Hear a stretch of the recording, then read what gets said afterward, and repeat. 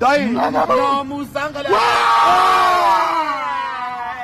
کمک چی شدی داداش؟ تو رو کشتی؟ کمکت چیه؟ داداش چی کشتیش؟ داداش ناموسن یه لر شامسی زمشه زمین الان ده ظلمش ره داداش فرار کن. فرار کنم واسه سنگ سقطشی کنم او سنگ هم میبینی 10 کیلومتر برد داره تا 10 کیلومتر هم فرار کنم فایده نداره. یه کار دیگه کنیم جانم من بیش نفسر زاده تو فرار کن. اگریسه بله بله ممنون